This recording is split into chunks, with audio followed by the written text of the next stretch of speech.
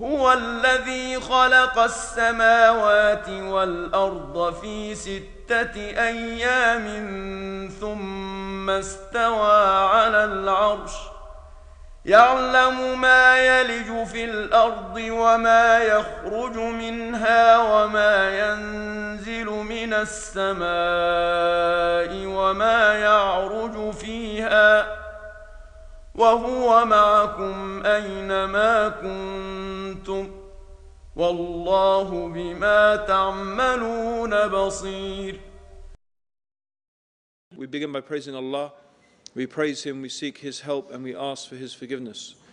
And we take refuge with Allah from the evil of ourselves and from the evil consequence of our evil actions. Whomsoever Allah guides, there is none to misguide, and whomsoever Allah leaves to go astray, there is none to guide. And I testify that indeed Allah alone is worthy of worship, and that Muhammad, may Allah's peace and blessings be upon him, is the servant of Allah and His final messenger. Before we actually answer the question of today's lecture, is there a God? It's the question, is there a God? It might be useful to explore the meaning of some words. So the first thing that we would like to ask is, what is a God? Actually, I'd like to ask you that question. What is a God? I'm not asking you, what is the God? I'm asking, what is a God? What makes something a God?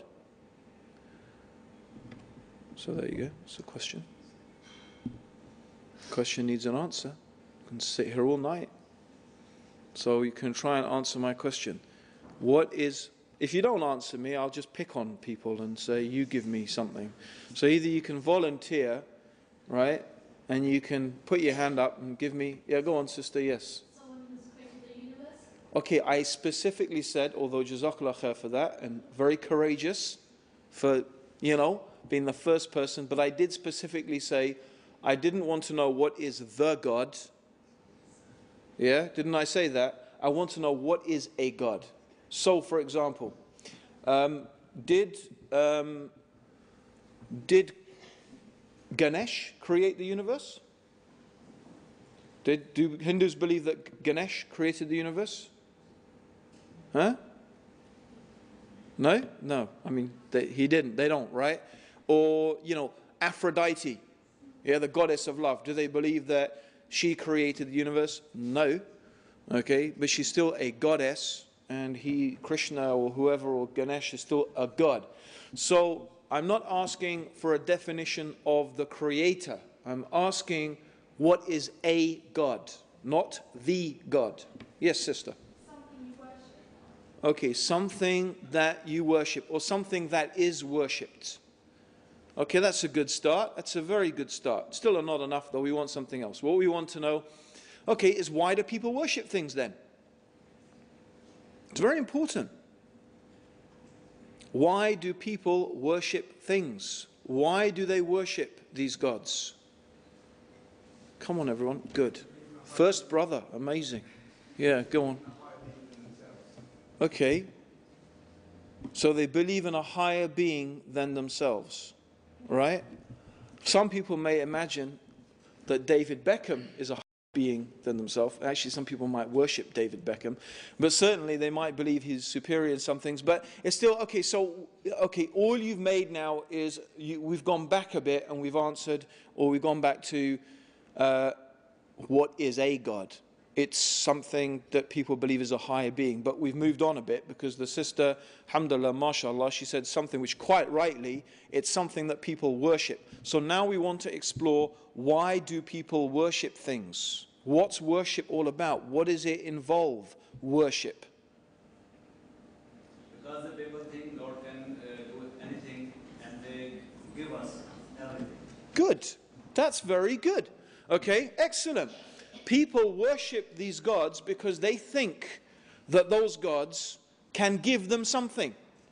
They think that by worshipping these things, they can get something from those gods. So they imagine that by worshipping this thing, or they believe that this God can give them what they want and what they need. So a God is something that people believe can give them what they want and what they need. That's what a God is. Right? Okay? Now, often in religions, people have different gods for different things. Right? So in some religions, you will find that they have a particular God that if you're fighting a war and you want to win, then you worship the god of war. Right? Like Mars, for example, originally was a god of war. Right? Mars is one of the gods of war of the ancient Greeks. Okay? And by the way, could everyone please turn their mobile phones off or put them on silent? The brother forgot to mention that. Yeah. Or for example, if you want the rain to fall, they worship the rain god. If they, want someone to love them, they might worship the god or goddess of love, right? So people often in some religions, they have different gods for different things. They worship this god, and they think that by worshipping it, they're going to get what they want and get what they need. I used to be a Roman Catholic. In the Roman Catholic faith, they had different saints for different things. The patron saint of travel, the patron saint of art. If you lost something, they used to tell us, if you've lost something, pray to Saint Anthony and he'll help you find it. He was the saint of lost things. Okay? So it's the same, really. There's no difference from praying to saints or praying to, because at the end of the day, when they pray, whatever you pray to, whatever you worship, you think that that thing, by worshipping and praying and sacrificing and serving that God, that's how you will get what you want and what you need. And usually there is a set of rituals, a set of functions. It may be prayer, it may be sacrifice, it may be giving offerings, and these things can reach extremes, including, for example, human sacrifice. In some religions, humans were sacrificed to these gods.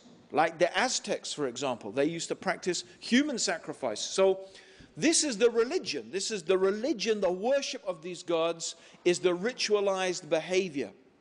The things that people do in order to get what they want from those gods. Yeah? Okay? So these are the gods, and this is the religion. This is the worship of those gods. Right?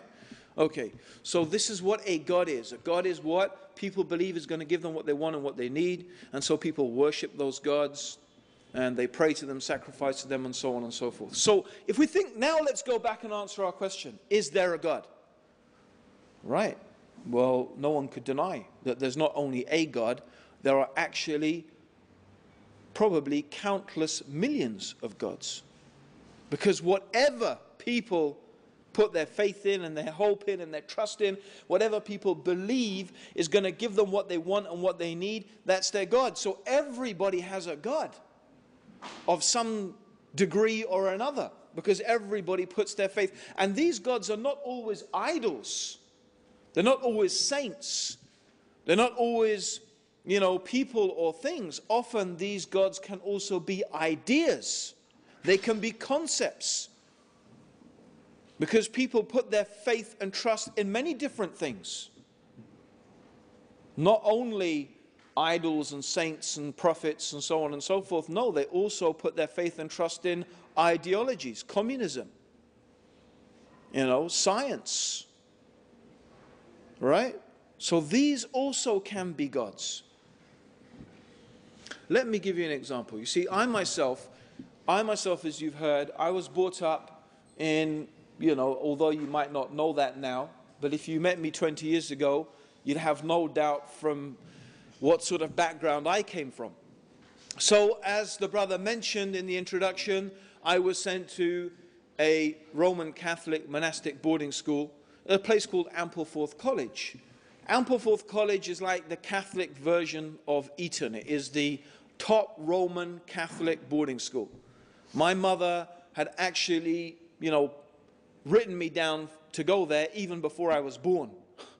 So she had no doubt about where I was going to go, Ampleforth College. Okay, and it was a monastic boarding school, so it was run by monks. Now, my mother, my parents, my dad, to tell you the truth, my dad's pretty chilled out, but I mean, my dad, his family have for generations been in the colonial service. So my dad himself was a colonial administrator in Tanzania, which is where I was born. My grandfather was a high court judge in Bombay, and that's as far back as I know. But so we, my dad's family have been in the colonial service, and my mum actually is Polish, but she was brought up in Kenya, and she's more English than English people, and she's very, very, concerned with the etiquettes and the manners of being very correct. And so I was brought up very strictly, not just as a Catholic, but, my mum was not very strict about her Catholicism. I suppose she expected that I would get that from the school. But she was very strict about our manners, how we should behave, that we should use the right words. Okay, my dad taught me the etiquettes of how to dress, for example. Very specific rules about dress. And, I can look at someone straight away until today, and I could know how well brought up that person is or badly brought up they are by looking at the way they're dressed, by looking at the type of shoes that they wear. For example, my dad would teach me, you never wear brown shoes with black. Oh dear. You never wear brown shoes with, you don't. It's just, he said, Ant, you just don't do that. It's just not done. What's the correct way to wear your tie? What was the correct way to put your handkerchief in your pocket? You never fold your handkerchief in the pocket. Never. That was, they used to say it's non-you. It's just, meaning it is not the right way to do things. These are the type of details. And as for eating, the dinner was a, sort of major ritual. And even down to how do you eat your bread roll? Even to how you eat your bread roll. Everything had to be correct. You had to take a bit of butter from the butter dish with the knife that was the butter dish knife, and then put it on your side plate, and then return that knife to the butter dish, and then take your own personal butter knife. Which is, that's because it's the small one, right?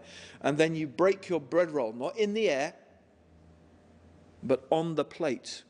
And you take a piece and butter that piece of bread roll on the plate, and then lift it to your mouth and eat it. Woe betide the one who gets a bit of butter, butter, butter, and so this, and what is all of this about? It's because they believe that by following these rituals, and that's what it is, they're a type of rituals. It's a type of, in fact, a type of religion. Because they believe that by following these rituals, you will be identified as being a member of the upper middle classes. And when people know that you're a member of the upper middle classes, doors open for you that would never open otherwise. In other words, they believe that this is the way and this is the thing that will get you what you want and what you need. So therefore it becomes a type of God. Right? Becomes a type of God. Because people put their faith in it and their trust in it and their hope in it. And they imagine that these are the things that will make them successful in life. And of course, like any God that people worship, if you ask Hindus or Buddhists or any people who worship idols, they will tell you stories about how they prayed to their God and this thing happened and how they offered things to that God and the God drank from the, Ganesh drinking milk. Do you remember that when Ganesh all around the world started drinking milk? Yeah? All those miracles, and you must have heard of the Virgin Mary crying and, and the crucified Jesus dripping with blood. You must have heard about all of these things, right? So all of these things, they say these are the miracles and these show that our gods are real, and it's the same. It's the same with belonging to the upper middle class. People say, well, our experience tells us that, and it's true. In some cases, it's true that you will get a job just by virtue of what school you went to. There are certain newspapers in this country, and this is very telling, by the way. If you think about the whole idea of so-called the free press and free speech that they talk about, no, the people who write for newspapers are a very carefully selected bunch of people, by and large, who belong to a particular elite, who have most of them studied in a particular group of schools, and who conform to a particular way of thinking about how the world should be. So it's very important to understand this. People have gods. Everybody has a god. Most people have many gods. So the real question we need to be asking today is not, is there a God? But rather, because the answer to that simply is, there are millions of gods, countless millions of gods. But actually the real question is, out of all the things that people worship and put their faith in and put their trust in, are any of these things truly worthy of it? In other words, are they really capable of giving people what they want and what they need? And so what I'm going to do today is I am going to use the Quran to analyze all the different things that people worship. Now you may say, okay, could we have a cup of coffee now, because it's going to be quite a long time to go through the millions and millions of... of course I'm not going to go through every individual god that people worship or have worshipped. Of course not. But what we can do is we can divide these gods into broad categories. We can categorize them. And this is what we can see the Quran does. The Quran uses certain examples, God uses certain examples in the Quran to identify certain types of religion, certain types of worship, certain types of gods, and then the Quran shows us why these things are not worthy of worship. And what method does the Quran use? It's very beautiful. The Quran really appeals to something that all human beings have it. Now, not every human being is a philosopher or has the capability of being a philosopher. Not every human being is a theologian, and nor are they all capable of being a theologian. Not every human being is capable of becoming a mystic and an ascetic in order to become enlightened with spiritual truths, because most human beings have to just get on with their life in order to survive. Buddhism, for example, if you look at the teachings of Buddha and you look at the life of Buddha, Buddha teaches that in order to achieve enlightenment, you have to abandon the world and live in a monastery.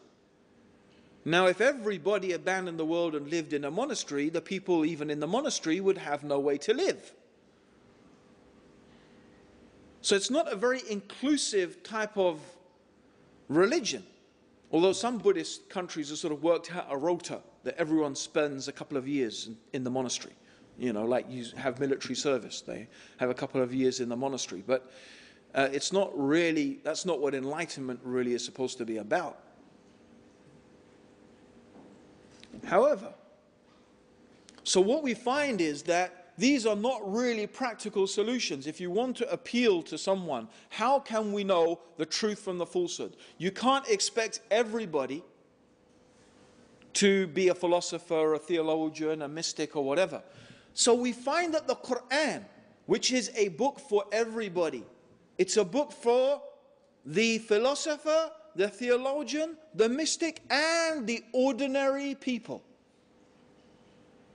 Because this is a book that we believe that is from the creator of ordinary people, which appeals to ordinary people.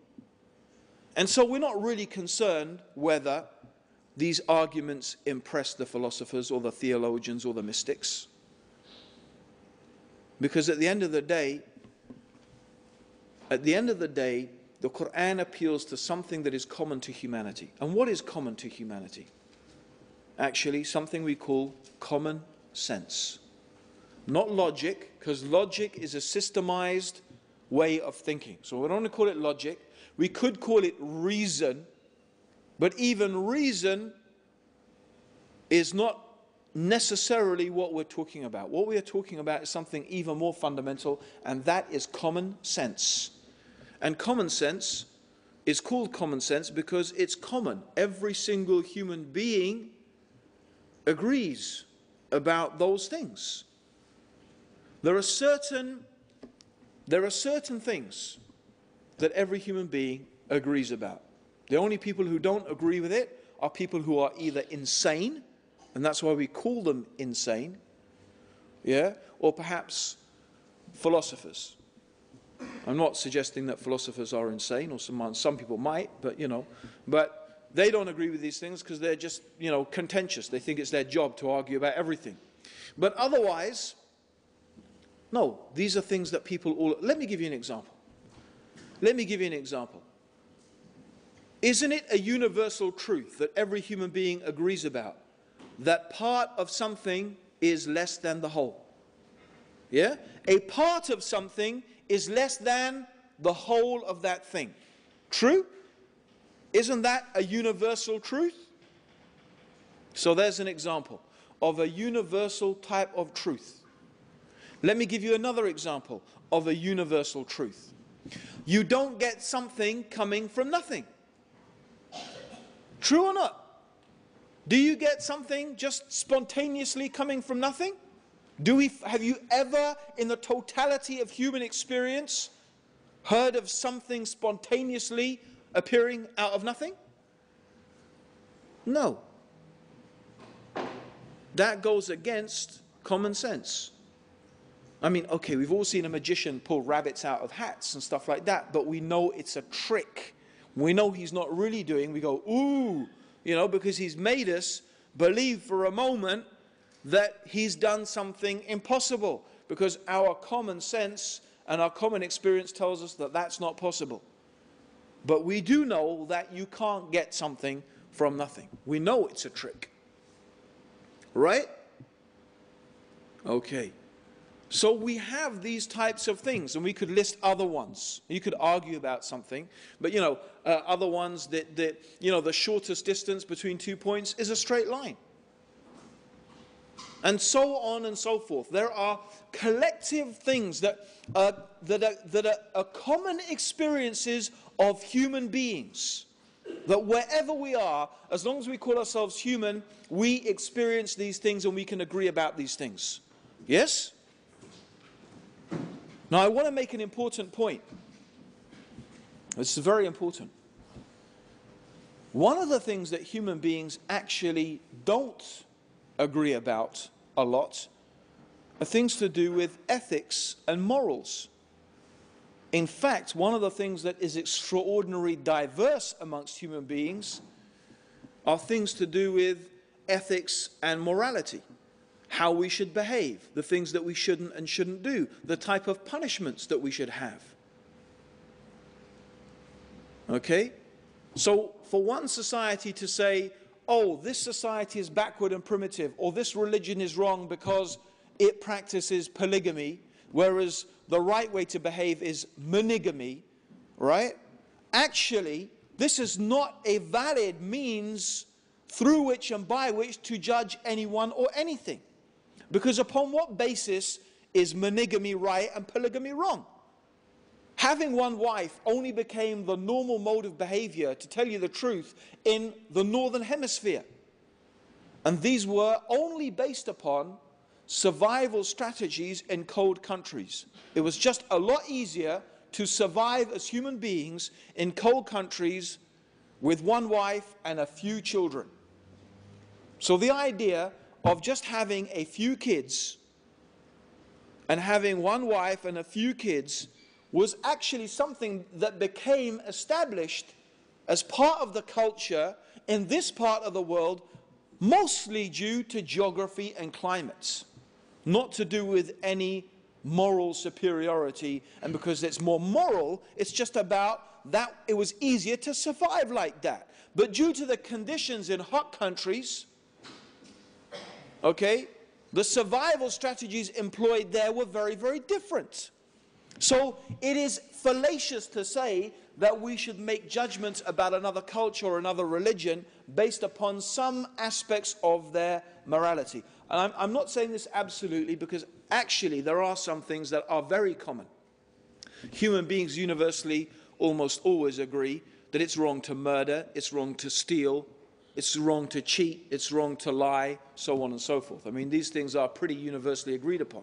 But, you know, apart from some basic moral structures, actually human beings have pretty diverse ideas about what should be the norms of a society. And I'm only saying that because you know what? What you will find is that most people who criticize Islam don't criticize Islam on the basis of the fundamentals of what our religion teaches. And the reason simply is, as I hope by the end of today I will show you, is that the fundamentals of what Islam teaches are so firmly rooted in reason and common sense that it is really virtually impossible to produce any type of effective argument against it.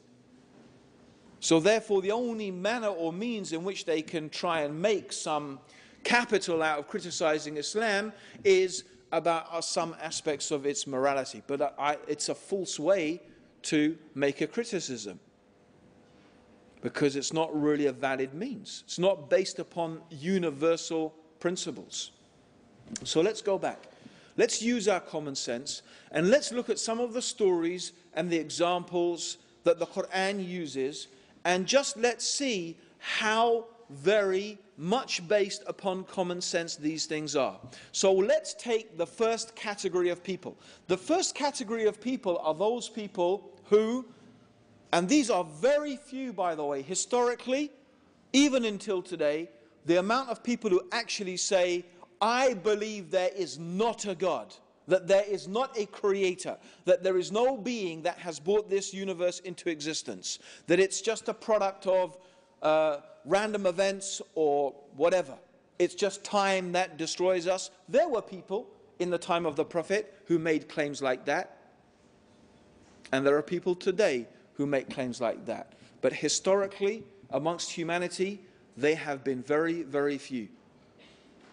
And societies that have actually made such claims have either not existed at all or have lasted such a short time that they have evaporated in history. Like, for example, the Soviet Union.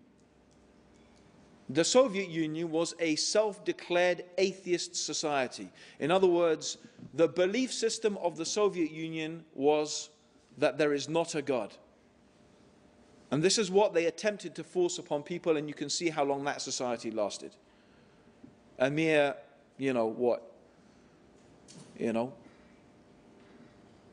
80 years? Something like that? That's not very long in terms of human history, right? It's barely a bleep. So, similarly, you will find that all cultures, even the most primitive cultures, so-called primitive cultures, have this concept of a transcendent being that has created the universe and has brought it into existence. The Aborigines of Australia, the Zulus, you can go and look at different cultures and you will find the idea of this created, this being that is different from the creation, that is transcendent. This idea of this transcendent creator is universal in human culture, and the reason is because it is so fundamentally rooted in common sense. It's a common human experience. And so these things are not difficult to understand. The Quran, for example, poses a series of rhetorical questions. A rhetorical question is a question that is not supposed to have an answer. When someone asks a rhetorical question, they're not expecting you to answer it. In fact, the question in itself has an answer. For example, the Quran says, concerning or to those people who claim that there is not a God, that there is not a creator being who has brought this universe into existence. The Quran asks the rhetorical question, did it come from nothing, this universe? Did the universe come from nothing? That is a rhetorical question. Because it's obvious that you can't get something coming from nothing. As I've already stated, there is nothing in the totality of human experience that leads us to believe that you get something coming from nothing, or that you get order spontaneously arising out of chaos. Rather, human experience tells us that where we see things working according to laws, according to patterns, according to systems, laws and patterns and systems have been imposed upon that thing. Right? That's why if you were walking in the desert in Saudi Arabia, right, and you found a mobile phone, what are the essential components of a mobile phone? The essential components of a mobile phone are plastic. Does anyone know what is the base material from which plastic is made? Sand. No, it's not sand, it's petroleum, it's oil. However, there is something else that comes from sand, and that's the silicon chip. Silicon is in fact sand. Silicon chip, its base material is sand. So two important things. A mobile phone is made out of sand and oil. But no one picks up a mobile phone in the desert and says, look, a product of billions of years of chance and coincidence. Yeah? The oil bubbled. Yeah? The wind blew. The sun shone. The lightning struck. The camel trod. Yeah? And after billions and billions of years of these things happening, by an amazing coincidence, this mobile phone formed itself, oil and sand. And I pressed it and, oh, hi, Mum. What a chance and coincidence. Let alone that all these mobile phones talk to each other and you can send a signal, and you see how ridiculous it is. So common human experience tells us even something more simple, a piece of pottery, which is clay. When an archaeologist finds a little piece of pottery, he doesn't say, oh my gosh, chance and coincidence. He knows someone has made this.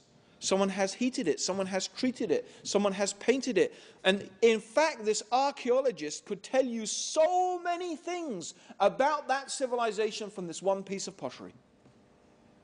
He could theorize so many things. He could tell you about their state of knowledge, their technology, so many things he could understand from one piece of pottery. That is why the Quran keeps asking us, look at the alternation of the night and the day. Look at the sun, the moon, the stars, the winds, the ships in which you sail, the animals that you ride and that you eat. Look at yourselves. Travel through the earth. See how Allah brought about the creation. In all of these things are signs for those who are wise and for those who understand. They point us to one very, very obvious conclusion. That this incredibly organized, systemized universe and world in which we live, with so many intricately coordinated mechanisms, we find this symbiosis. We find how one thing relies and depends upon another. And we can think of so many examples. You know, I remember seeing, until this day, when I was a little kid, David Attenborough going down a termite mound. Now, termites are little creatures rather like ants. And they build these incredible mounds of mud. So you can imagine in the equator, in Africa, extremely hot, and even in the nighttime, by the way, it gets really cold. Yet an amazing thing, these termites build at the base of this mound a series of rings out of mud. They build a series of rings. And also they have vents. And what this does is it keeps the heat, it keeps the temperature of this mound constant. It only fluctuates between a few degrees. And this also includes the body heat of the termites. And they actually have a certain place in the termite mound where they grow a certain fungus which they live on. They farm a fungus. These are termites. Now, these termites are not intelligent beings. They don't have brains. From where did they get this knowledge and this information to build such a perfectly, amazingly, intricately working mechanism? And they cooperate all together in order to do this. And we find these type of systems existing even between animate and inanimate objects. We look at our Earth. Is it just coincidence that the Earth is at an optimal distance from the sun? If we were in astronomical terms, and I'm not talking about 3 or 4 miles, okay? In astronomical terms, by the way, our galaxy is 100, the Milky Way, the galaxy in which we live, is 100,000 light years across. That means if you lived for 100,000 years and you traveled non-stop at the speed of light, that's how long it would take to cross our galaxy. And our galaxy is one of millions in the known universe, which is, I think, 10 billion light years across. Right? So can you imagine the type of distances involved in the universe? Right? So therefore, understand that our Earth, when I say it's in an optimal, I'm not talking about a couple of miles. When something is within a couple of 1,000 or 100,000 miles, in terms of the size of the universe, that's precise. Try and shrink that down in human terms. Imagine if you put that into terms, how precise. I don't think we could think of a mechanism in existence built by human beings that has the precision of the distance of the Earth being from the sun. If we were much closer to the sun, then our planet would be too hot. If it was much further, it would be too cold. So in terms of the distance from the sun, the Earth is at an optimal distance for life to exist. The size of the Earth also is important. If the Earth was much bigger, the gravitational forces would be too overwhelming. If it was much smaller, there would be not enough gravity. This is another point. How about the combination of gases on our planet? Not only oxygen, vital for the existence of life, but also carbon dioxide and nitrogen. It is this combination of gases. Pure oxygen is poisonous. If you breathe just pure oxygen for long enough, it will poison you. You need a balance of gases. We need carbon dioxide. Plants need carbon dioxide. Nitrogen is important for fertilizing the soil. Ozone, another gas. The ozone layer actually filters out the harmful rays of the sun's radiation. That's why they've been making a big fuss about the depletion of the ozone layer and the increase in skin cancer in Australia and other places where the ozone layers become depleted, because the sun's rays are not being blocked anymore and they're starting to cause cancers. So does life exist without an ozone layer? It would not. It would be radiated out of existence. Look at these optimal conditions. The Earth spins on its axis once every 24 hours. Imagine the Earth was going really, really, really, really slow. Right? Really slow. So the sun is shining on one part of the Earth's surface for, say, 20 years. That's how slowly the earth is spinning. What would happen? One part of the earth's surface would be superheated, another part of the earth's surface would be supercooled. And I could go on and on. We could talk about water, how water has an incredible quality. If water did not have the quality that it did, life would not exist. So what we find is a super precise mechanism. I invite anyone to find me an example made by human beings of such a precise mechanism. You'll not find it. How could if we saw such a precise mechanism and we found one, we would automatically presume that some super intelligent person or group of people had managed to make this thing. It is therefore only common sense that when we look around us and we see these things, that we conclude there must be some intelligence, some power behind this. And this power must be very powerful, very wise, very intelligent. And it's also common sense to realize that this being cannot be like the creation. This being cannot be like the creation. Because if this being was like the creation, then that being would not be the creator. That being would just be another creation. And that would need another creator. And we only end up with the same dilemma. We have creators creating creators forever, and that's actually not possible. And the reason it's not possible, just to tell you briefly why it's not possible, and I'll give you an example, I'll give you an analogy. If I said to someone, oh, can you help me lift up this podium? I can't do it by myself. And you say, sure, I will help you lift up the podium, but I need someone else to help me. And that person says, well, I'll help you only if you help me. And so if everyone makes the condition that I will only help if someone ever helps, will this podium ever be lifted? Huh? Will never be lifted, right? So if you have creators creating creators creating creators ad infinitum, you never get anything created. Right? Okay. So it makes sense that the creator is infinite, eternal, without beginning, without end.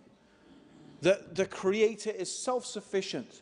We summarize all of this by saying transcendent, that the creator is not like anything in this universe. And that how could you have more than one transcendent being? And even again, common sense tells us that the precision that we find and the unity that we find in the creational process makes us understand there could only be one mastermind behind this. If there were different creators, in fact, what we would find would be chaos and disunity, not this type of consistent precision throughout our universe. And this is why, really, it makes so much sense to believe. It's common sense to believe that there is one God, that there is one wise, powerful, intelligent creator that is unique, who has brought this universe into existence.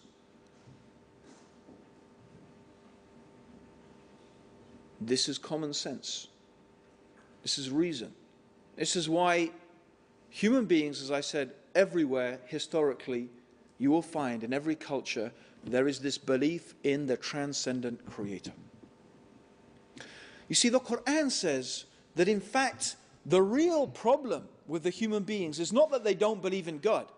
Most human beings believe in God, and they believe that there is one God, meaning they believe that there is one creator. But what they do is they actually give to the created things some of the powers or the knowledge that in fact only rightly belongs to God. So they attribute to the creation, they imagine that some things in the creation have powers that only God has. Or sometimes they also attribute to God some of the deficiencies and the shortcomings in the creation. And the reason they do this is because they speak about God without knowledge. They invent things because actually the truth is that what we can know about God through reason and common sense is in fact severely limited. Now, some people, when they are faced with that limitation, they've come up with different ideas. If you look at the philosophical tradition and the Western philosophical tradition, okay, you have a group of people who lived, and they were very influential in the last 200 years. They were called deists. Deists believed that there was a creator. They believed that it was extremely logical to believe that this universe had a creator. But they did not believe in a personal God. In other words, they didn't believe that God actually really cared about human beings. So this God created the universe, but about us, and the idea that we could have some sort of contact and relationship with this God, they considered that to be, they didn't believe that. Okay? They dismissed this. But philosophically, they understood the power of this belief in this idea that there was this supreme being. Many other people came to this same type of conclusion. But what they believed is that, no, we could communicate with God, but not directly. God is so different from us that, you can't have any direct communication with God. And then what they obviously did is they began to imagine, and this is where they begin to start thinking that God has some of the deficiencies of the creation. And they start to imagine that God is like a created thing, which actually contradicts their original premise. They end up contradicting themselves. But, for example, idol worshippers. Most intelligent idol worshippers don't actually claim that the idol itself that they are worshipping actually has any power. They believe that somehow these idols represent spirits or powers or beings that can be intermediaries or intercessors between them and God. And they give an example. They say, for example, look, if you want to go and see Tony Blair, yeah, I'm not saying this is exactly the example they give, but if you want to go and see Tony Blair, you don't just go up and say, hey, Tony, can I have a chat with you? So like, oh my God, it's one of those Muslims. Run. Okay. No, I mean, they will say, no, you have to go through Tony's cronies. Yeah? You have to go through the cronies of Tony, right? If you want to get to him. So you have to go to those people who he knows. Or even you have to go through the cronies of the cronies. Or the cronies of the cronies of the cronies. Depending. Yeah? If you're really like just a nobody. But of course, if you're rich and middle class, you could probably get to see him straight away. If you have enough money, he might even come to visit you. Yeah? But for you ordinary people, Muslims, yeah, especially those veiled women, you could take your veil off, then maybe we'll talk to you. Yeah? Okay? No. You have to go through special channels. And they say, well, it's like that with God, you see. You can't just talk straight to God. You have to go through those people who are close to God. You have to go to the priest who will then talk to, this super sort of semi-God who will pass on the message bit by bit. You have to go through. So they imagine God is like a king or a prime minister or something, surrounded by all these cronies and these sort of demigods and these things. That's how you have to get to God. That's how they portray it. Okay? Of course, the problem with this is that immediately these people have presumed that God suffers from the limitations and the deficiencies of the human beings.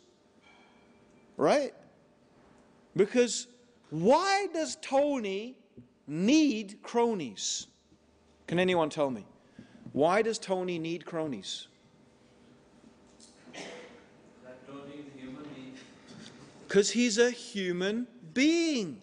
He's afraid of being assassinated. He's afraid of terrorists. He's also afraid. He's not afraid. He just simply doesn't have enough time to deal with the complaint of every single individual person, right? He has to eat his dinner. He has to spend time with Cherry and his family, right? He has to go on holiday, usually at the expense of some rich friend of his, Nothing wrong with that, actually. I don't think there's anything wrong. Personally, I think there's nothing wrong with that at all. How could I? My parents are always, helping me go on holiday and visit them and stuff like that. But anyway, that aside. So he has to have people. See, is this really worth me dealing with? If every single person wanted to personally complain to the Prime Minister about every single little problem that they had, would he be able to deal with that? Of course he wouldn't, because he's human. He has 24 hours in a day. He's limited. You see, but God is not limited like that. Allah, God, the Creator, who has created this whole universe, can hear the complaint of every single human being. And not only that, an incredible thing, if every single human being complained to God all at the same time, God could hear every voice of every human being, and God could give every one of them what they wanted, and that would be easy for God. Right? Now, how about the human beings? If you all start talking to me at the same time, could I understand what you're going on about? Could I? Could I? No, I can't. And the reason I can't is because I'm human. Let's think about what that means in respect to those people who pray to saints and prophets. There are even some Muslims who do this. And now we can see how people start to make others equal with Allah. So now let's say that I am praying to Saint Anthony, or some Muslim is praying to Abdul Qadir al-Jalani, or Prophet Muhammad, or Prophet Jesus, okay, or whatever, right? Sallallahu alayhi wa sallam, alayhi salam. Are you telling me that, not just me by the way, let's just say that 1 million Muslims all at the same time are asking and calling upon the Prophet Muhammad, or 1 million Catholics all at the same time are calling upon Saint Anthony? Are you telling me that Saint Anthony can hear 1 million voices all at the same time? If you're telling me that he can, then actually you are not describing a human being anymore. You are saying that he has powers that are actually divine powers. You are now beginning to make that person equal with Allah, with God. Whether it's the Prophet Muhammad sallallahu alaihi wasallam, or Prophet Isa, or Saint Anthony, or Abdul Qadir al-Jalani, if you first of all put aside the argument of whether the dead can even hear the living, okay, let's put that aside. Although I believe that the dead cannot hear the living. That's why it's called barzak. Calling upon a dead person is like calling upon a brick. But let's put that aside. Let's say they can hear. Are you saying they can hear these multiple voices all at the same time? You're not really saying they're human anymore. And they could deal with all these prayers and all of these supplications? That's a divine attribute. And this is how people either they imagine that God, Allah, is limited. See, they've given to Allah limitations, and they've given to human beings exaggerations. This is how people start to make and worship things, and listen, if I pray to Saint Anthony, don't I hope that he's going to hear me? Don't I trust that he's going to answer my prayers? Don't I put then faith and hope and trust, and I believe that he's going to give me what I want and what I need? Or if I pray to Prophet Muhammad or Jesus or whoever it may be, doesn't it therefore become a God, an object of worship? It does. Of course it does. And the Quran deals with this. Actually, there is something more foolish about idolatry. And the basic reason why it's foolish is because of simple common sense. Any human being who spends some time thinking about it would realize this is foolishness. And again, the Quran appeals to common sense. A beautiful story is the story of Abraham. See, Prophet Abraham, he is well known for smashing idols. Bit of a radical. Can you imagine that these days? Prophet Abraham tried so hard to convince his people.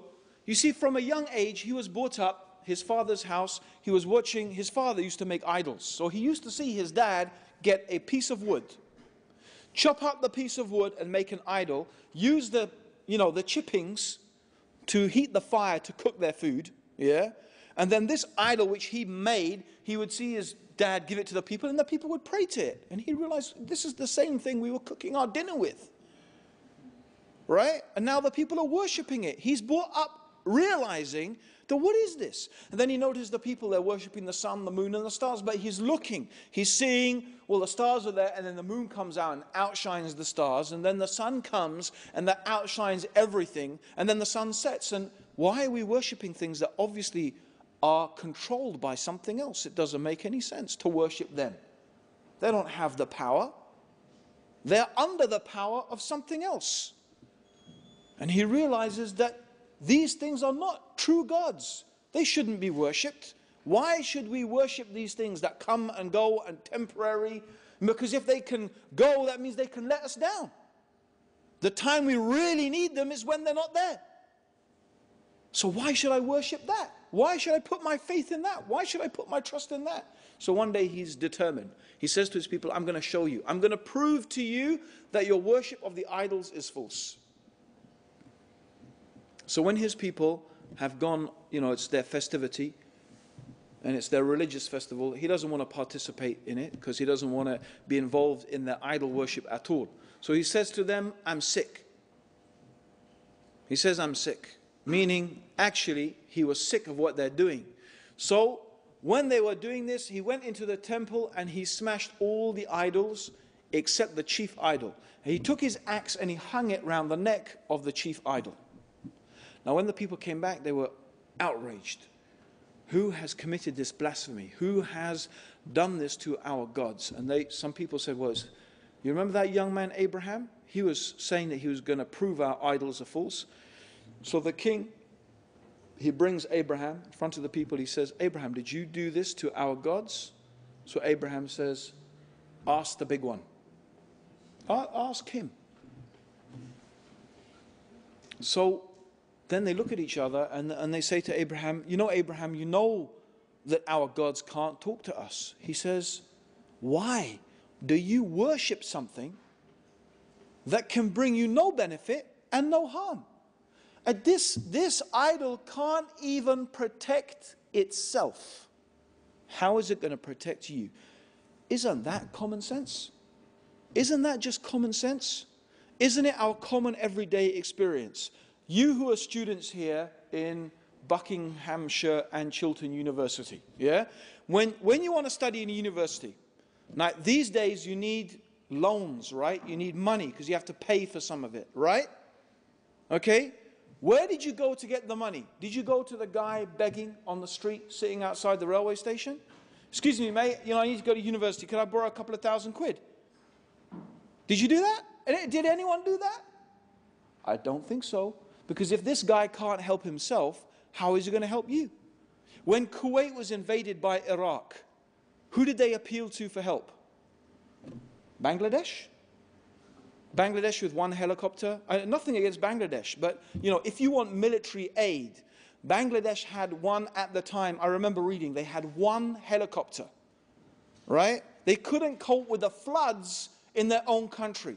How would they possibly be able to supply military aid to Kuwait?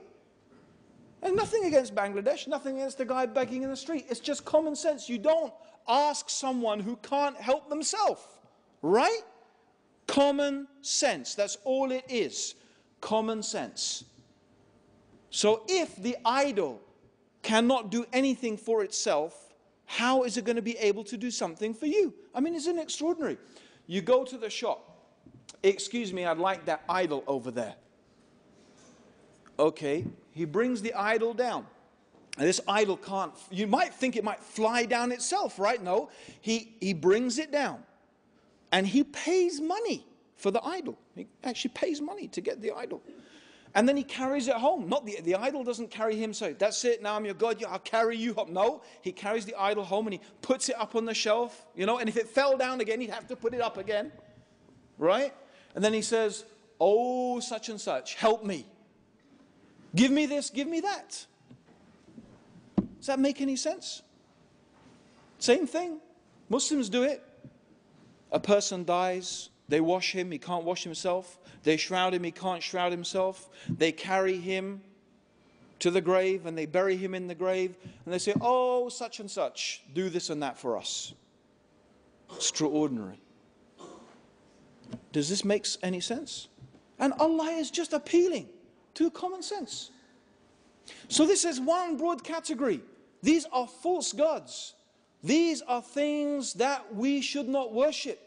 They cannot give you what you need and what you want. They can't even help themselves. Here is the argument. Whatever things you could say, oh, sometimes my prayers were answered. It's just coincidence. And there are many reasons to explain, okay, why amazing things could happen to these idols. But nothing could go against this common sense. Okay, let's look at another category. The other category is the category of the man God. There are many religions throughout history who have believed that some human being is actually God. Now, the example the Quran uses is the example of Christianity. There are Christians who claim that Jesus is Allah. That he is not just the son of Allah, but he is Allah. He is one and part and the same as God.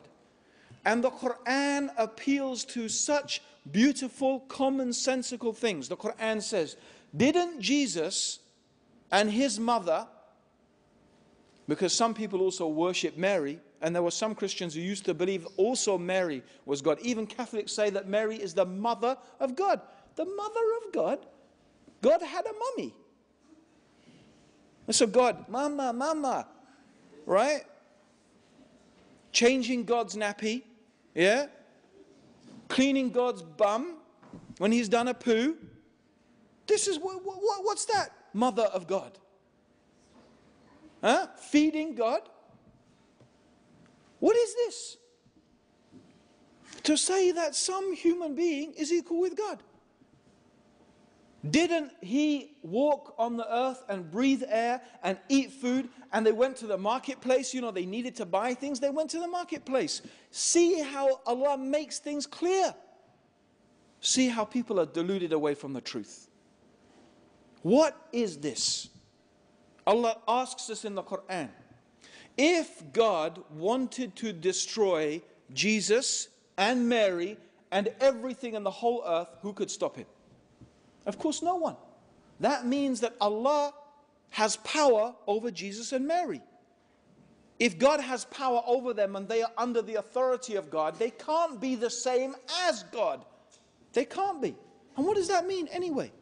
To say that something is man and God at the same time. It's an impossibility to say that something, by definition, God is infinite, self-sufficient, and eternal.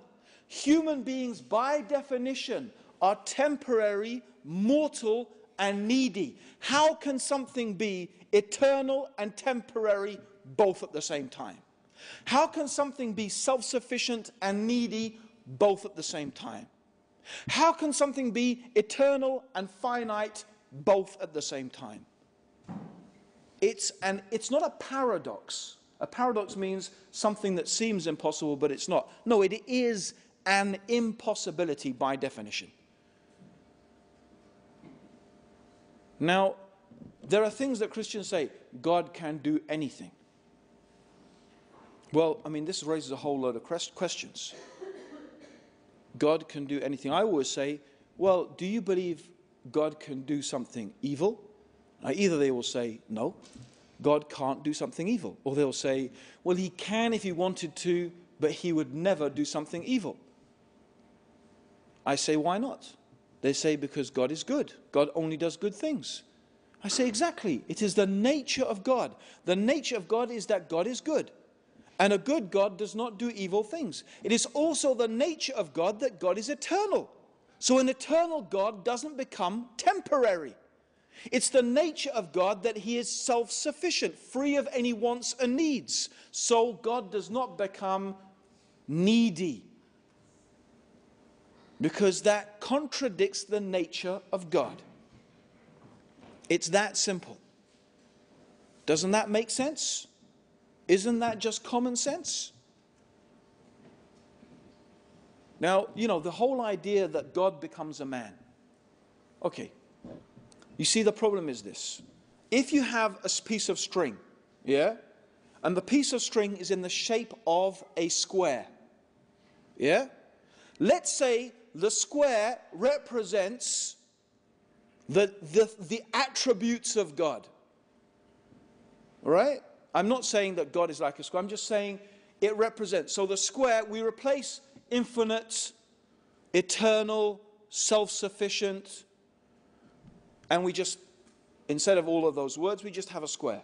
Yeah? And the circle represents the qualities of a human being. Needy, temporary, finite, mortal.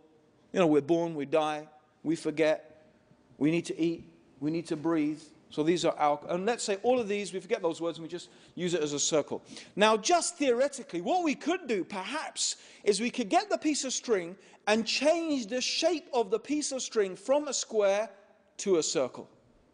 So perhaps you could make the square into a circle, and you could make the circle into a square. But what you can't do is make the square into a circle and it's still a square at the same time. Right? Something can't be blue and red and still be blue. You can't make blue red and it's still blue. The circle can't be made a square and still be a circle. But that's what they're trying to say. God became a man but was still God. Doesn't make any sense. It's an impossibility. And wait a minute. These Christians are telling everybody in the world that you're going to go to hell forever if you don't believe something impossible. God is telling us, according to their religion, if we don't believe something absolutely impossible, you'll go to hell forever. So I have to believe something impossible without any proof, because by definition, you can never prove an impossibility. How can you prove something impossible? You can't. So I have to believe something impossible without proof. It's simple. I'll tell you something. And this is what I always say to every Christian. I say, you're telling me that on the day of judgment, I stand in front of God, and God says to me, why didn't you believe that I became a man? I will say, how could I believe that you, Allah, the eternal, self-sufficient creator of the heavens and the earth, was a temporary, mortal, needy man? How could I believe such a thing? You are far above that. If God then puts me in hell forever, I will never feel for one moment of eternity that God has treated me fairly or justly.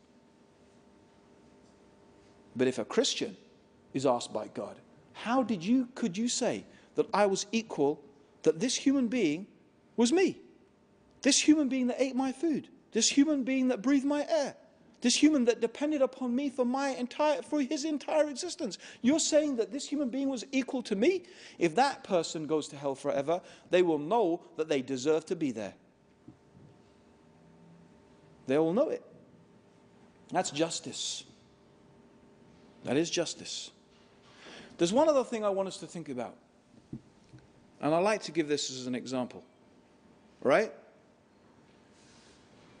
Modern science has made us appreciate something really remarkable. And that remarkable thing is exactly how minute we are. Actually, 1,400 years ago, the Prophet Muhammad, was also, in reflection of the words of the Quran, reminding us of our humble origins. The Quran reminds us that you came from a sperm drop, a despised fluid. The Quran reminds us of our base origins. The Prophet Muhammad even mentioned that the universe compared to the kursi, وَسِيَ كُرْسِيُهُ السَّمَاوَاتِ وَالْأَرْضِ, and Allah's kursi, his pedestal, extends over the heavens and the earth. How?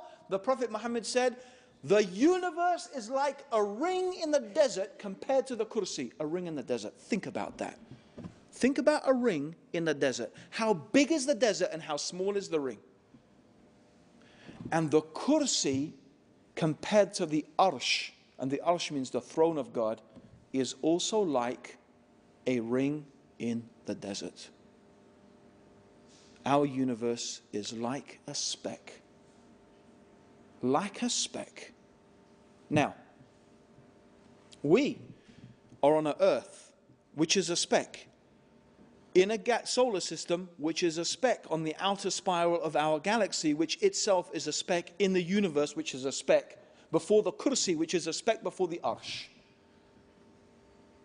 Now, if I said to anyone, oi, speck, even if I said it nicely, oh, beloved speck, oh, noble speck, oh, good speck. But if I call you a speck, it doesn't matter how many nice things I put with it, calling a person a speck is not a nice thing. But you know what? We are specks. I wouldn't be lying if I called you a speck, and you wouldn't be lying if you called me a speck. But still, we don't like it. How about then if we said that God is like a speck, whose kursi extends over the heavens and the earth, which is like a ring before his throne? So how about God? You say that God is like a speck? In fact, you said God became a speck on a speck in a speck in a speck. That's equal with God. That is insulting God. Common sense. That is common sense. Now, some people say, no, we don't believe that Jesus is God. We believe he's the Son of God. But that's not any better. That's not any better. Saying that God has a son is not much better. That's still insulting God. That's still saying that the child of God, the Son of God, is what? Some insignificant creature? Some speck on the earth? And I don't mean here to belittle Jesus, alayhi salam. Okay? Of course, with Allah, he is an honored slave. But that's what we are. We are creatures of God. We are the creation of God. We are the slaves of God. The only difference is, what sort of person are you? Do you believe in God? Do you insult God? Or do you honor God? Do you obey God or you disobey God? That is the only difference between the human beings. Not your caste, not your color, not whether you're middle class, upper class, lower class. Okay? None of those things matter to Allah at all. What matters is, are you faithful? Do you honor God? Do you praise God? Do you obey God? That's it. If you do that, God loves you. If you don't, he doesn't. It's that simple. It's that simple. So you're either one or the other. All the other things are artificial and of no concern to God. So this is what is important. So we are all creatures of God. But what does it mean, son of God? Think about that. I mean, I remember there was an Anglican priest who came to the same conclusion. He was saying, what on earth is this supposed to mean, son of God? He thought about it himself, and he realized that, what is that supposed to mean? You see, when we use the term son, what do we mean by that? My son, right? So first meaning is the literal meaning, begotten son. The word begotten means born of the act of sexual intercourse. Are we saying that God had sex with a woman and had sons? God does not have sons and daughters. God does not have intimate relations with, and this is why the Quran asks, if God had a son, who is God's wife? Because presumably God would not make fornication and adultery illegal for us and then practice it himself. Does God? But of course, even the concept of God having intercourse is absurd. So obviously God did not have a literal son. God did not beget a son. right? Because my son is human like me. By the way, if you have any doubts, you can study early Christian theology. Some early Christians, one of the evidences they actually brought to claim that Jesus was God is exactly this argument. They said, my son is human like me, therefore God's son must be divine like God. That's exactly the argument they brought. Meaning they actually had this idea that God must have literally begotten a son. Which is ascribing a calamity. Allah refutes this time and time and time. In fact, one of the reasons that the Quran has been revealed is to refute those people who say that Allah has a son. This is actually mentioned. Allah mentions this in Surah Al-Kahf. One of the reasons why Allah has revealed the Quran is to refute those people. And by the way, this is something that many pagans had this idea. Many pagans had this idea. Zeus, for example. Zeus had mistresses and wives and sun gods and, So, for example, Hercules was the son of Zeus. So they had this idea that their sons would marry and, have mistresses from amongst women of the earth, and these half-gods would be born, and so on and so forth. This was their idea. It's a pagan idea. It's not a monotheistic idea. Which, by the way, indicates that really Christianity is so much of it taken from paganism. Anyway, I don't want to because I could go quite far into talking about that, but it's another topic. So the Son of God. Okay, so we say, most Christians would actually say, no, we don't believe that God. Of course we don't believe God is, that Jesus literally is the actual, literally begotten Son of God. So we say, well, what do you mean? Do you mean God adopted Jesus as a son? Again, it doesn't make any sense. Let me give you an example, right? If I brought with me today a goldfish, yeah? I have a little thing, and I bring with me a goldfish, and I say, everybody, this is Jonah, my son. So it's a goldfish. Oh, it's my son.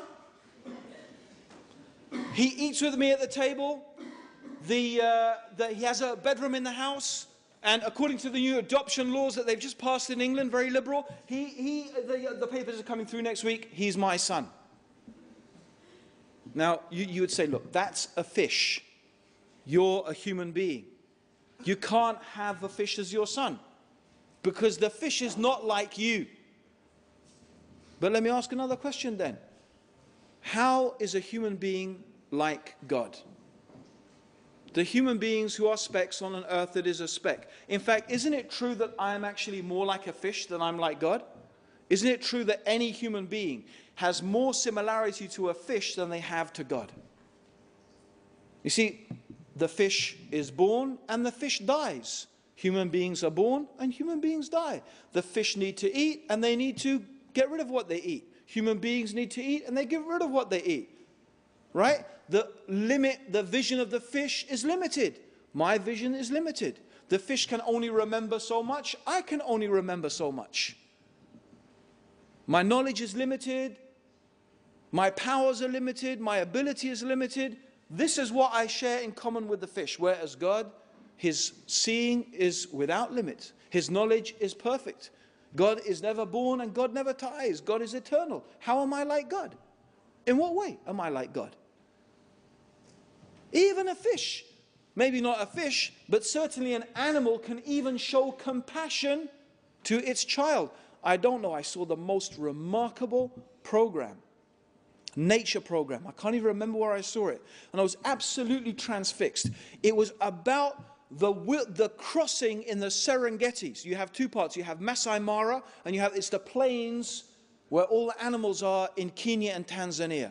And there's this famous place where the wildebeest and in fact, not just the wildebeest, all the animals, the zebras, the wildebeest, they cross the river and the crocodiles get them. You must have seen that. Amazing thing. There was one, and they were following this one baby wildebeest. It was crossing with its mother. And we know how the Prophet ﷺ said that, that Allah has divided His mercy into 100 parts. One part he put on this earth. Now the one part of Allah's mercy is even so the love that the mother has for the child. Right? And I saw in this thing how this baby wildebeest couldn't climb up to the other side. This baby wildebeest could not reach to the other side of the river. And in fact, climbing, it fell down and it ended up being washed down the street. Somehow the crocodile didn't eat it. And it ended up going right back to the other side. The mother had made it. Do you know what this mother did? You know what the mother wildebeest did? She went back across the river. She went back across the river, facing the hippopotamuses, right, which were attacking them, the crocodiles which were eating them. Did she care? No. She went right back across to go after her little baby. That is the compassion in an animal, in a creature. So even animals can have compassion. Doesn't make them divine. So what do we mean, Son of God? What does this mean? Again, no. We are creatures of God. We are the creatures of God. We are the servants of God. All of this is to show us, look at the things that people worship. Look at the things they put their faith and their trust. These are the false gods. None of these things are truly worthy of us worshipping them. Now, I've got two more things that I want to mention. Only two more things, and I won't dwell on them for long. But two more categories. The next category I want to deal with is race, tribalism. This is a false god as well. And the people that are used in the Quran as an example, they're not the only people who have this quality, but the ones who are used as an example for this are the Jews. Because amongst them are many who think that they are better purely because of being a Jew. It's racism. They think they are God's chosen, favored people purely by virtue of their ancestry. And God refused this utterly and completely in the Quran. And it has been completely and utterly refuted by the Prophet Muhammad. No human being is better than another human being based upon who they are descended from. And of course, the Jews are not the only people who suffer this delusion. And of course, I mean to say, by the way, not all the Jews, because a true pious Jew would never believe such a thing. But in fact, the Prophet Muhammad said that you Muslims, the ones that you Muslims you resemble mostly, you have the closest resemblance to, are the children of Israel. You are most like them. And you find, unfortunately, many Muslims have the same idea. I'm better because my ancestors were Muslim. Not because of me and what sort of Muslim I am and how I follow my religion. No, what do you know? You're a new Muslim. I mean, this is what I have seen it myself firsthand. 20 years I've been a Muslim, and I experienced a lot of it from the Muslim community. What do you know? You're a new Muslim. My ancestors were Muslims. My great whatever. As if, so what? What's that got to do with anything? Subhanallah, the Prophet Muhammad sallallahu alaihi wasallam, he said the first time he publicly called people to Islam, he called the different tribes, these tribes who he was related to, he called his own tribe, even his own daughter Fatima. He said, I cannot help you at all against Allah. Meaning, you being my daughter will not help you one single little bit against Allah.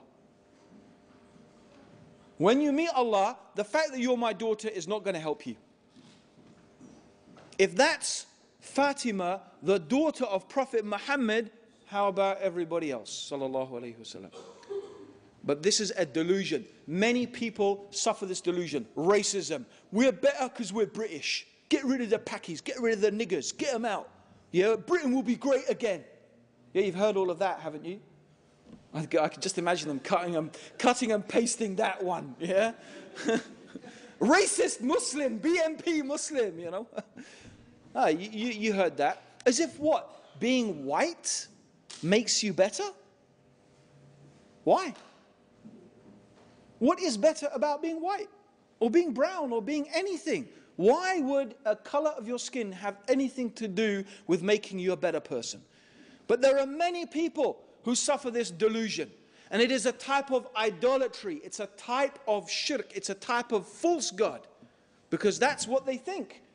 You see, these BMP Nazi people imagine, right, that when we get rid of such and such undesirable people, everyone who's not white, who's not British, when we get rid of them, we will be great and we will be successful. So they imagine that being British is the way that you get what you want and get what you need. It's a god. Becomes a religion. Think about that when they call us to Britishness. And most of what they say is perfectly acceptable, alhamdulillah. You know, tolerance and, you know, and decency and, you know, fair play. And those are the things that, you know, the good qualities we think. And queuing, you know, being polite. Oh, seriously, those are good qualities. You know, there's a few other qualities, though, however, we could say are not such good qualities. And those are the ones that Muslims tend to have problems with.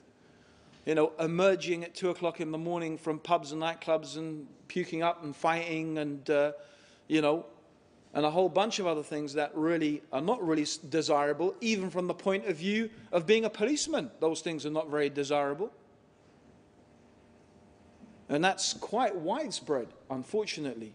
Even in Europe, British people have got the reputation of being yobs. And it's not me, it's not what I said, it's what they said in the British newspapers even. So the point being that your race has got nothing to do with it. Okay, it's not only, of course, the Bani Israel or the Jews who have that attitude, lots of people have it. Okay, and it's a false god. Now the final thing is the biggest false god of all. The longest running, the biggest one, the most worshipped one, and that is the god of materialism. The idea that science, power, wealth, technology, these are the things that are going to make you successful in life. I wonder, I didn't bring it with me. Did anyone see the newspaper today?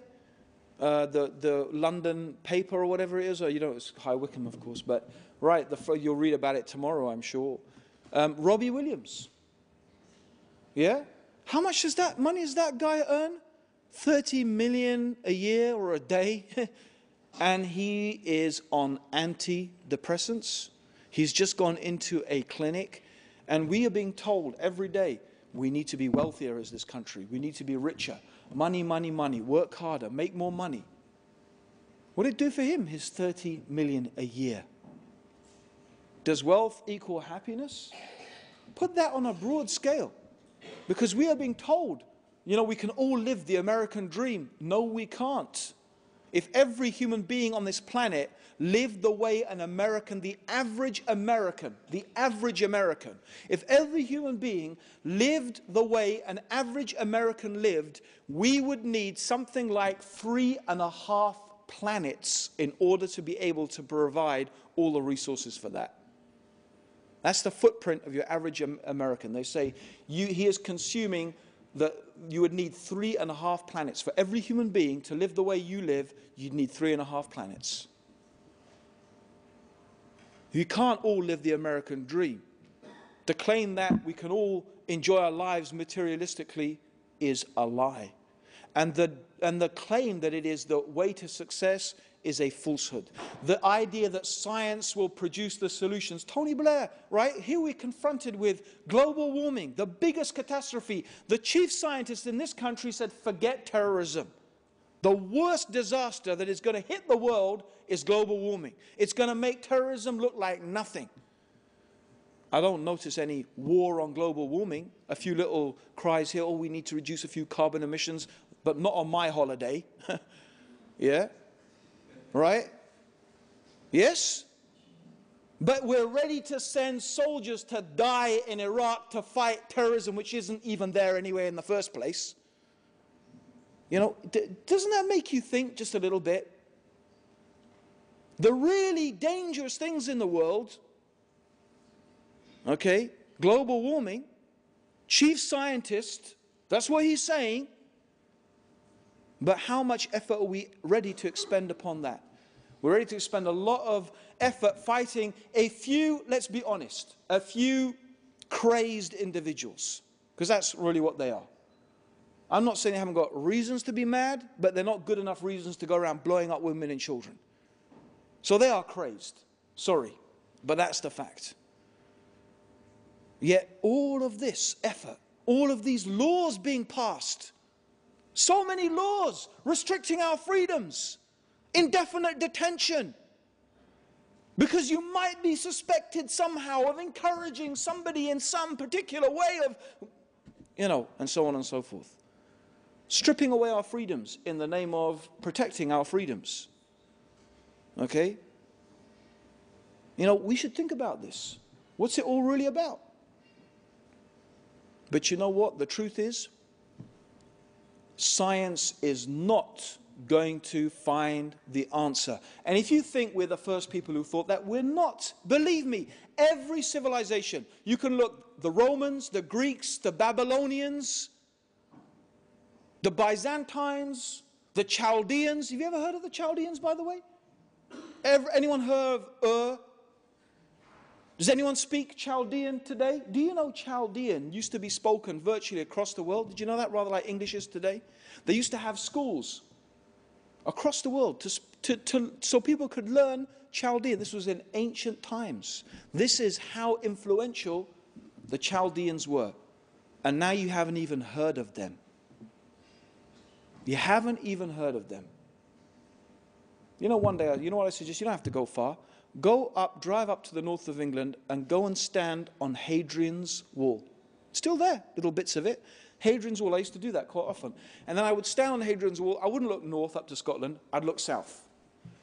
And I'd think, you know what? Once upon a time, a Roman legionnaire stood right here.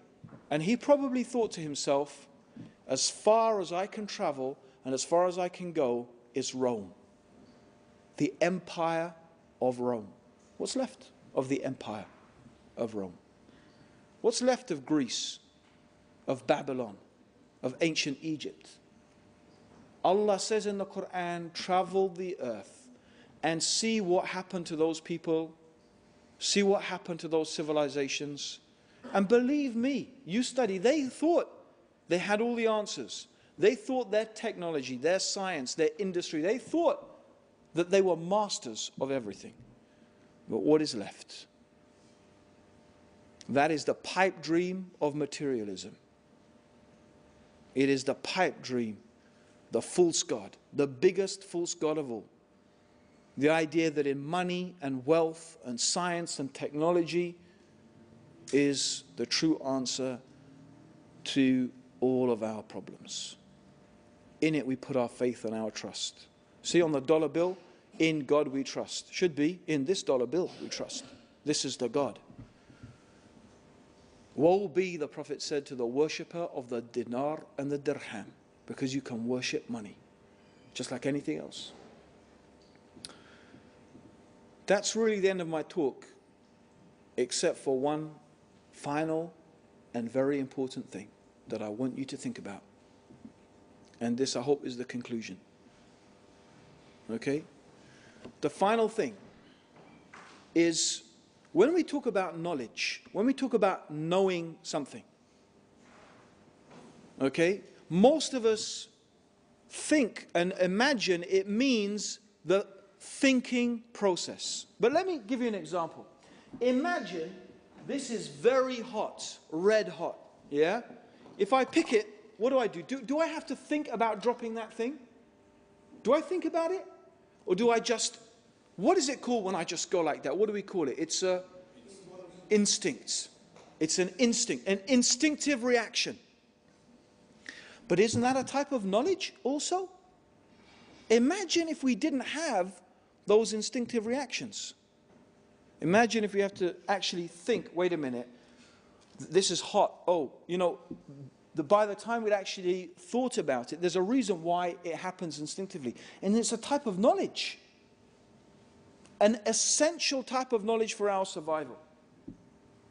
Scientists would say we have evolved it. But you know, there's another very interesting type of instinctive knowledge. And you only find the people who really talk about it are Muslims. It's the same like when you pick up something very hot. When human beings are in a condition of extreme distress, I don't mean like a little bit warm, but extreme distress. And the Quran gives the example of a boat that is on the sea. And imagine the waves are crashing over this boat like the roof of a tent. This is how the waves are, this storm. And the people know that they are about to be doomed. So now, the captain is not going to save them. The captain's been washed overboard. The technology is not going to save them. The boat itself is breaking up. Do people think their money is going to help them now? Their British passport, is that going to help them? Their caste, the color of their skin, the tribe they're from? All those gods, all those things that they put their faith and they put their hope and they put their trust in, they forget them. And what do? They start calling upon that one being that they know instinctively. They know, it is knowledge from inside themselves, that there is one being. This being is not anything in this universe. No, this being has power over everything in the universe. It's not the name here that is important, but the one they are calling to is truly Allah, is truly the Creator, the one who has power over all things. And then Allah asks then, and you know that that's true. Every human being, they know in their heart that that is true. Then why? In that moment when you have complete faith in Allah, why then do you put your faith and your trust and your hope in other than Allah? Why do you worship other than your Lord? Because ultimately all those things, they are false. Because at that moment, the one that you rely upon and hope in completely and utterly is Allah, the Creator alone. This is the beautiful, simple message of Islam. This is the beautiful, simple message of Muhammad sallallahu alayhi wasallam, of Jesus, the true message of Jesus alayhi salam, of Musa, the true message of Moses alayhi salam, of Abraham alayhi salam. This is the true message of all the prophets, that we should abandon the worship, the false gods, and in fact we should worship the one true God, which is Allah subhanahu wa ta'ala. Brothers and sisters, Jazakallah khair. The talk went on really quite long. Inshallah, Jazakallah khair for listening. I hope we all benefited from it.